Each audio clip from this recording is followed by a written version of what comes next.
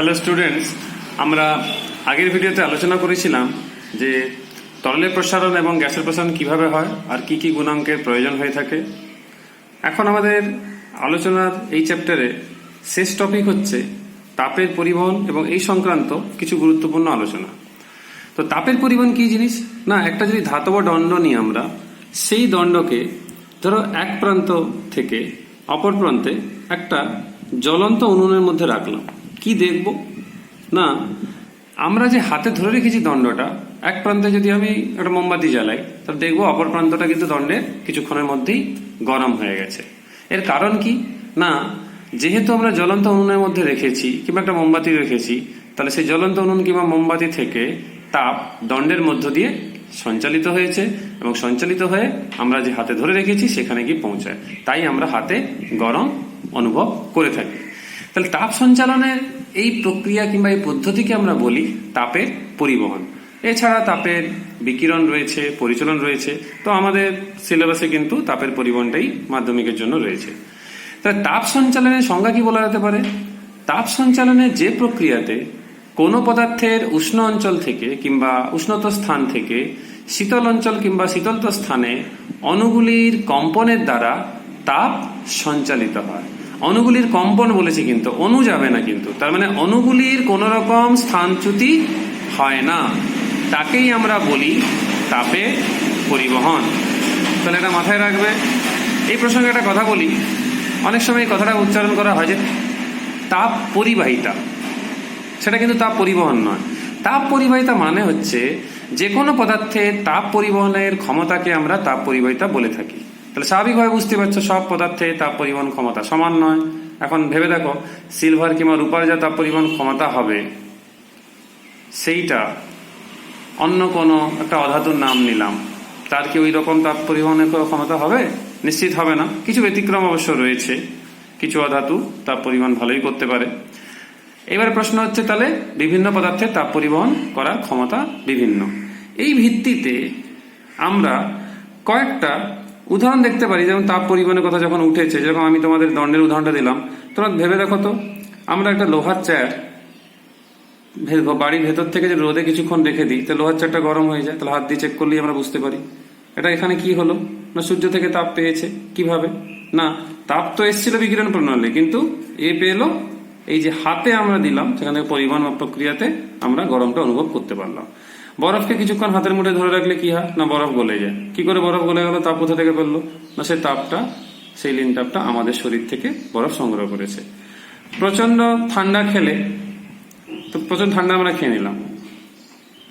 এইবারে ভেবে দেখো যে একজন প্রচন্ড ঠান্ডা খেয়েছে, সে ধরো সে এলো একটা বালক, এবার সে তার মাকে জড়িয়ে ধরলো, তখন সে কি করলো না, বা গরম অনুভব করছে। তার মানে কি, মায়ের শরীর থেকে বালকটি তাপ পরিবহনের ফলে তাপ পেয়েছে। তো এরকম অসংখ্য উদাহরণ তোমরাও প্রত্যেক দিনের জীবন থেকে দিতে পারো। তাহলে আমরা তাপের সুপরিবাহী এবং কুপরিবাহী পদার্থ সম্বন্ধে জানবো। যে সকল পদার্থের মধ্য দিয়ে তাপ সহজে পরিবাহিত হয় তাদেরকে সুপরিবাহী পদার্থ বলা হয়, আর যেসব পদার্থের মধ্য দিয়ে তাপ সহজে পরিবাহিত হয় না তাদেরকে আমরা কুপরিবাহী পদার্থ বলি। তাহলে বুঝতে পারছো, সমস্ত ধাতু তাদের ক্ষেত্রে মুক্ত ইলেকট্রনও রয়েছে, তো তারা তাপ ও তড়িতে সুপরিবাহী হয়ে থাকে। তাহলে যে কোনো ধাতুর উদাহরণ তোমরা দিতে পারো। আর ধাতুদের মধ্যে রূপা সবচেয়ে এগিয়ে কিংবা সবচেয়ে ভালো তাপ পরিবহন করে। অধাতুর মধ্যে গ্রাফাইট, গ্যাস কার্বন কিংবা গ্রাফাইট অধাতু হলেও সুপরিবাহী। আবার কাঁচ, কাগজ, কাঠ এগুলো সব অধাতু আর এগুলো কুপরিবাহী। পারদ তরল, তারপরেও সে ধাতু, সে তাপ পরিবহন করে। তরল গ্যাসীয় পদার্থের পরিবাহিতা খুব কম হয়, আর শূন্য স্থানে তাপ পরিবহন কিংবা তাপ পরিবাহিতার মান হচ্ছে শূন্য। এটা মনে রাখতে হবে শর্ট প্রশ্নের জন্য। তাপ পরিবাহিতার কিছু বাস্তব উদাহরণ তোমাদের বইতে রয়েছে। যেরকম বলা হচ্ছে, রান্না করার সময় সবজি বা জল বা চাল ধাতুর তৈরি কড়া বা হাঁড়িতে দিয়ে উনুনে বসানো হয়। কেন আমরা ধাতুর তৈরি দিচ্ছি? কেন না, ধাতুর তৈরি হওয়ার জন্য সেটা তাপের সুপরিবাহী হয়। তাহলে উনুন থেকে তাপ ধাতুতে পরিবাহিত হয়, ফলে রান্নাটা তাড়াতাড়ি হয় কিংবা ফলে রান্নাটা করতে সুবিধা হয়। বরফকে কাঠের গুঁড়ো দিয়ে ঢেকে রাখলে সহজে গলে না। কেন? কাঠ হচ্ছে তাপের কুপরিবাহী।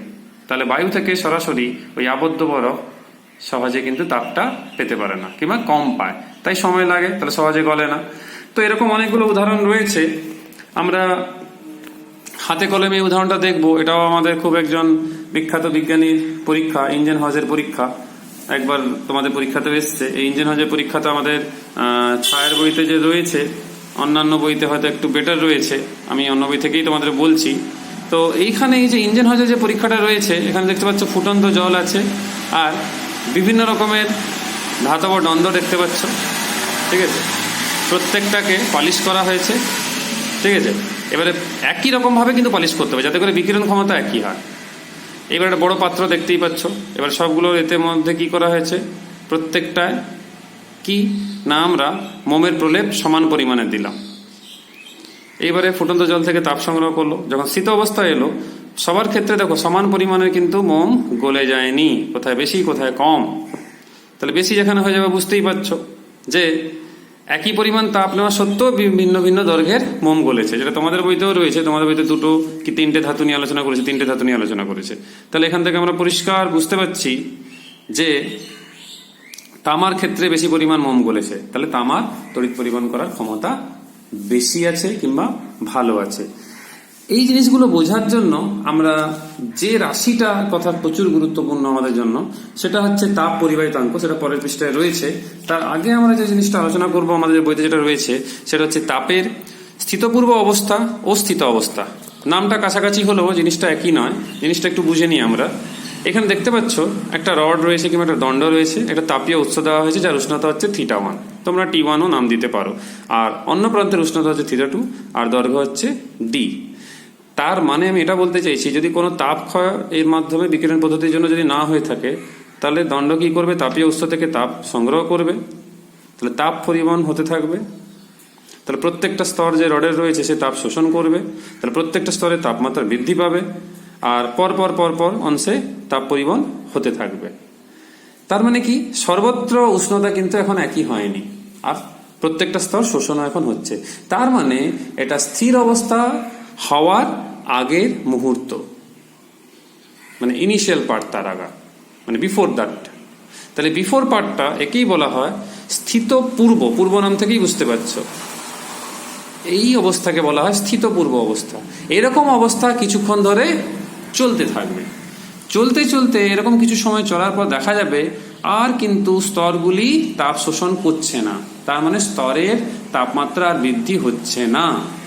এই সময়ে ওই স্তরে যে হারে তাপ আসে পুরোটাই কিন্তু পরের স্তরে স্থানান্তরিত হয়ে যাচ্ছে, তাহলে শোষণ আর হচ্ছে না। এই রকম অবস্থাকে বলা হয় স্থিত অবস্থা, একে বলা হয় স্টেডি স্টেট। আর আগেরটাকে বলা হয় স্থিতপূর্ব কিংবা ভ্যারিয়েবল স্টেট। আমি তোমাদের আগেই বলেছিলাম যে একটা রাশি রয়েছে, ভৌত রাশি, যেটা খুবই গুরুত্বপূর্ণ তাপ পরিমাণকে বেশি কিংবা কম করছে সেটা বোঝার জন্য। সেইটাই আমরা এখন আলোচনা করব, সেটা হচ্ছে তাপ পরিবাহিতাঙ্ক। তাহলে বিভিন্ন পদার্থের তাপ পরিবহনের ক্ষমতা বিভিন্ন, সেটা তো আমরা আগেই জেনেছি। তো এটা বোঝানোর জন্য আমরা ম্যাথমেটিক্যাল একটা রিলেশন জানবো। সেটা কিভাবে না, এক্সপেরিমেন্ট করে দেখা গেছে যদি আমি একটা আয়তকার পাত নিই, তার বিপরীত পৃষ্ঠের উষ্ণতা যদি আমি একদিকে θ1 একদিকে যদি θ2 ধরি, আর তাদের বেদ যদি ধরি আমি d, আর কিউ পরিমাণ তাপ ঢুকছে কিউ পরিমাণ তাপ বেরোচ্ছে, তাহলে দেখা গেছে যে পরিমাণ তাপ স্থিত অবস্থায় t সময় ধরে লম্বভাবে যদি কিউ পরিমাণ তাপ যদি যায়, সেই কিউ পরিমাণ তাপ নির্ভর করছে কার উপর না, নির্ভর করছে ক্ষেত্রফলের উপরে। যত বেশি ক্ষেত্রফল থাকবে তত বেশি তাপ যাবে। উষ্ণতার পার্থক্যের উপরে যত বেশি উষ্ণতার পার্থক্য থাকবে তত বেশি তাপ যাবে। এক্সপেরিমেন্ট করে কিংবা পরীক্ষাগারে করেও দেখা হয়েছে। আর কি না, বেদের উপর, বেদ যত কম হবে তত বেশি তাপ যাবে, তার মানে ব্যস্তানুপাতিক সম্পর্ক। আর যত বেশি সময় ধরে তোমরা তাপ পাঠাবে তত বেশি পরিমাণে কিন্তু তাপ পরিবাহিত হবে। এটা স্বাভাবিক কথা অবশ্য, যত বেশি সময় ধরে পাঠাবো তত বেশি পরিমাণ তাপ পৌঁছাবে। তাহলে এই সমানুপাতিক চিহ্নগুলোকে যদি আমি একসাথে করি, তাহলে মিশ্র বেদের মতো, তাহলে কিউ ইকুয়ালস টু এরকম পাওয়া যাবে a θ1 - θ2 t/d। ভেবে দেখো, এই সমানুপাতিক তুললে একটা ভেদ ধ্রুবক লিখতে হবে, সেটা এখানে কে লেখা হয়। এই কেই হচ্ছে আমাদের আলোচনার বিষয়বস্তু, মানে তাপ পরিবাহিতাঙ্ক। এই তাপ পরিবাহিতাঙ্কের বিভিন্ন মানগুলো দেখো তোমাদের এখানে রয়েছে। 2020 মাধ্যমিকে এখান থেকে একটা প্রশ্ন ছিল। দেখো, সবচেয়ে বেশি তাপ পরিবাহিতাঙ্ক হীরের, কিন্তু সে কিন্তু কার্বন, তার হচ্ছে কার্বনের রূপভেদ, তার মূল উপাদান কিন্তু কার্বন। হীরের তাপ পরিবহনের ক্ষমতা কিন্তু সবচেয়ে বেশি, বাকি যে সেই তুলনায় দেখো অনেক কম। বায়ু কিংবা বাকি রূপ সেই তুলনায় অনেক কম। কিন্তু তারপর শর্ট প্রশ্ন আছে, সবচেয়ে বেশি তাপ পরিবাহিতাযুক্ত পদার্থের নাম লেখো। তাহলে এই যে কিউ সমান কে এ θ1 মাইনাস θ2 টি বাই ডি থাকলো, এখান থেকে যেরকম আমরা অন্যান্য অধ্যায়েও করেছি, এখান থেকে কিন্তু আমরা সংজ্ঞা তৈরি করতে পারি কে। কিভাবে? ডি যদি 1 হয়, এ যদি 1 হয়, θ1 মাইনাস θ2 যদি 1 হয়, আর টি যদি 1 হয়, তাহলে কিউ সমান কত হবে? তাহলে কিউ সমান কে হবে, বাকিগুলো তো 1 হয়ে গেছে। তাহলে বাংলায় আমরা কিভাবে বলতে পারি?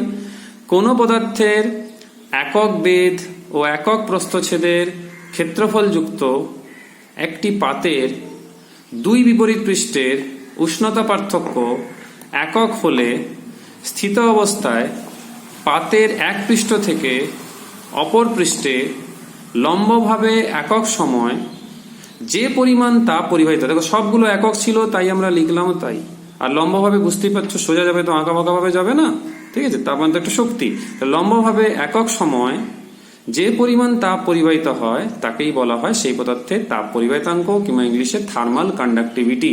একে কে দিয়ে, স্মল লেটার কে, সেটা দিয়ে প্রকাশ করা হয়। তাহলে এখান থেকে আমরা সিজিএস পদ্ধতি এবং এসআই মধ্যে একক বের করতে পারি। কিউ কত হবে? ক্যালোরি। ডি মানে বেদ, সেমি। এরিয়া মানে বর্গ সেমি। থিটা মানে উষ্ণতা, তাহলে ডিগ্রি সেলসিয়াস। টি মানে সেকেন্ড, তাহলে সিজিএস এখান থেকে পেয়ে গেলাম ক্যালোরি পার সেমি per degree Celsius per second. এসআইতেও সহজে করতে পারবো। কিউ মানে জুল, ডি মানে মিটার। এবার ভেবে দেখো তো, মিটার এখানে মিটার স্কোয়ার, তাহলে উপরে একটা মিটার আসবে, তাই দেখো metre to the power -1, kelvin inverse আর সেকেন্ড ইনভার্স। এই জুল পার সেকেন্ডকে আমরা ওয়াট লিখি, কারণ তোমরা যাবে এটা পড়েছো আগেও নবম শ্রেণীতে। ওয়াট হচ্ছে ক্ষমতার একক, তাহলে 1 ওয়াট সমান হচ্ছে 1 জুল বাই 1 সেকেন্ড। আমাদের এই চ্যাপ্টারের লাস্ট টপিক কিংবা লাস্ট একটা গুরুত্বপূর্ণ জিনিস, যেটা 2 নম্বর কিংবা 3 নম্বরের প্রশ্ন আসে, কিন্তু প্রায় অনেক ছেলেমেয়েদেরই এটা একটু সমস্যা হয় বুঝতে, যে তাপীয় রোধ ও তড়িৎ রোধ এর মধ্যে কি রকম সামঞ্জস্য কিংবা কি রকম সাদৃশ্য রয়েছে। তাহলে আমি তোমাদের বলবো এই সম্পর্কটা আমাদের পড়া এখান থেকে, এই যে Q equals to K θ1 minus θ2 by D. T এখানে রয়েছে, টিটাকে নিচে নামিয়ে দাও, তাহলে এই সম্পর্কটা চলে আসবে। তাহলে এখান থেকে কি লিখতে পারি? কিউ বাই টি, এই যে কে এ আছে, কে এটাকে নিচে নামিয়ে দিলে কেমন আসবে? ডি বাই কে। আমাদের এর পরের চ্যাপ্টার যেটা আলোচনার বিষয়বস্তু, মানে আলোর পরে, সেটা হচ্ছে চলতড়িৎ। সেখানে আমরা পড়বো বিজ্ঞানী ওহমের সূত্র। তো ওহমের সূত্র তোমাদের এখন আলোচনা হয়নি। তো ওহমের সূত্রতে কি বলা থাকে না, পরিবাহীর দুই প্রান্তের বিভব পার্থক্য আর প্রবাহ মাত্রা। তাহলে কোনো পরিবাহীর মধ্যে দিয়ে যে পরিমাণ প্রবাহ মাত্রা যাচ্ছে সেটা সেই পরিবাহীর দুই প্রান্তের বিভব পার্থক্যের সমানুপাতিক হয়। সেখানেও সেই সমানুপাতিক ধ্রুবক যেটা আসে, এখানে যেরকম কে এসছিল তোমরা লক্ষ্য করে দেখেছো, কে এসছিল, এইখানে সেটা আসে ক্যাপিটাল আর। এই আর কে বলা হয় পরিবাহীর রোধ। তো যারা এখন ঠিক করে বুঝতে না পারলে তোমরা চলতড়িৎ পড়ার সময় এটা পরিষ্কার হয়ে যাবে, আপাতত মনে রাখো। তাহলে আই সমান হচ্ছে V1 মাইনাস V2, এটা বিভব পার্থক্য। যেরকম এখানে উষ্ণতা পার্থক্য ছিল, এখানে বিভব পার্থক্য। যেরকম এখানে ডি বাই কে আছে, এখানে সেখানে ওরকম আর রোধ। এই আর কে বলা হয় কি না, আর কে বলা হয় রেজিস্ট্যান্স কিংবা পরিবাহী রোধ। তাহলে লক্ষ্য করে দেখো এই সমীকরণ যদি আমরা তুলনা করি, কিউ বাই টি সমান আই লিখবো। আই হচ্ছে প্রবাহ মাত্রা, প্রবাহ মাত্রা হয় কি আধান বাই সময়। তো তড়িৎ ক্ষেত্রে যেটা আধান, তাপের ক্ষেত্রে তো আধান হয় না, তাপের ক্ষেত্রে সেটা হচ্ছে শক্তি। তো সেই জন্য কিউ বাই টি। আর θ1 মাইনাস θ2 তার সঙ্গে তুলনা করব আমরা বিভব পার্থক্যকে। আর আমাদের নিচে যেটা রয়েছে ডি বাই কে, তার সঙ্গে তুলনা করলাম আর। কিন্তু আর তো হচ্ছে তাড়িতিক রোধ, মানে ইলেকট্রিক্যাল রেজিস্ট্যান্স। এখানে তো কোনো কারেন্ট পাঠানো হয়নি, এই জন্য নাম দেওয়া হলো থার্মাল রেজিস্ট্যান্স কিংবা তাপীয় রোধ। তাহলে পরীক্ষাতে তাপীয় রোধের রাশিমালা নির্ণয় করতে বলে, তাপীয় রোধের রাশিমালা শুধু লিখতে বলতে পারে যদি নাম্বার কম থাকে 1 নম্বরের।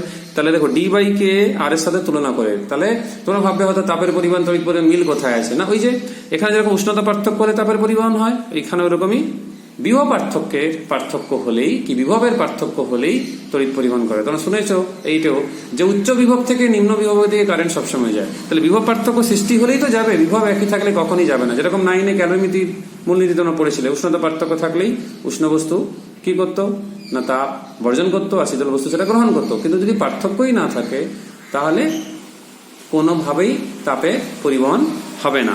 এই ডি বাই কে রাশিকে বলা হয় তাপীয় রোধ কিংবা R T. T for thermal, R for resistance. এই সূত্রটা তোমাদের যদি সমস্যা একটু করে আপাতত এমনি মনে রাখো, এই আইটাই হচ্ছে কিউ বাই টি। এখানে কিউ হচ্ছে তাপের কিংবা শক্তির পরিমাণ, এখানে কি হচ্ছে আধানের পরিমাণ। একে বলা হয় আধান প্রবাহের হার। আমাদের এই বইতে কিন্তু আমরা এখানে আরেকটা জিনিস এক্সট্রা দেখতে পাচ্ছি, রোধাঙ্ক। তোমরা চলাচলিতে ক্লিয়ার হবে, রোধাঙ্ক যেটা হয় সেটা সবসময় কি করা হয়, রোধাঙ্ককে আপেক্ষিক রোধও বলা হয়।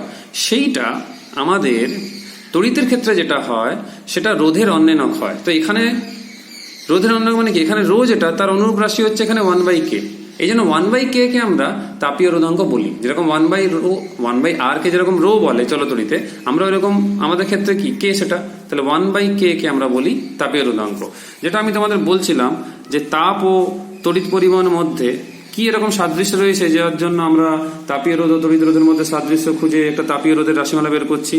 না, তাপ ও তড়িৎ প্রবাহ মাত্রা উভয়ই কিন্তু পরিবাহী যে দৈর্ঘ্য কিংবা দণ্ডের যে দৈর্ঘ্য তার ব্যস্তানুপাতিক হয়, যেটা তোমরা লক্ষ্য করেছো। নেক্সট কি না, তাপ ও তড়িৎ প্রবাহ মাত্রা উভয়ই কিন্তু পরিবাহী প্রস্থচ্ছেদের ক্ষেত্রফলের সঙ্গে সমানুপাতিক, সেটাও তোমরা লক্ষ্য করে দেখেছো। তড়িৎ প্রবাহ মাত্রা যেমন পরিবাহী দুই প্রান্তের উষ্ণতা পার্থক্যের সমানুপাতিক, ওই রকম তড়িৎ প্রবাহ মাত্রার ক্ষেত্রে কি দেখলাম, বিভব পার্থক্যের সমানুপাতিক। আর তাপ হলে সেটা উষ্ণতার পার্থক্যের সঙ্গে সমানুপাতিক। উচ্চ তাপমাত্রা থেকে নিম্ন তাপমাত্রার দিকে তাপ যায়, আর কারেন্টের ক্ষেত্রে কি বিদ্যুতের ক্ষেত্রে আমরা দেখেছি তড়িতের ক্ষেত্রে উচ্চ বিভব থেকে নিম্ন বিভবের দিকে যায়। তাহলে যেহেতু অতগুলো সামঞ্জস্য রয়েছে, তাই আমরা এরকম একটা সামঞ্জস্যপূর্ণ একটা রাশিমালা নির্ণয় করি। তাহলে এইখানেই আমরা পরিষ্কার হলাম যে তাপীয় রোধটা কিন্তু তাড়িতিক রোধের সঙ্গে তুলনা করে লেখা হয়েছে। তো এইখানে আমাদের তাপ চ্যাপ্টারের থিওরি শেষ হচ্ছে। তো তোমরা এই চ্যাপ্টারটা ভালো করে কমপ্লিট করবে। কমপ্লিট হলে আমরা চলতড়িৎ পড়া শুরু করব। ওকে, টিল দেন, বাই।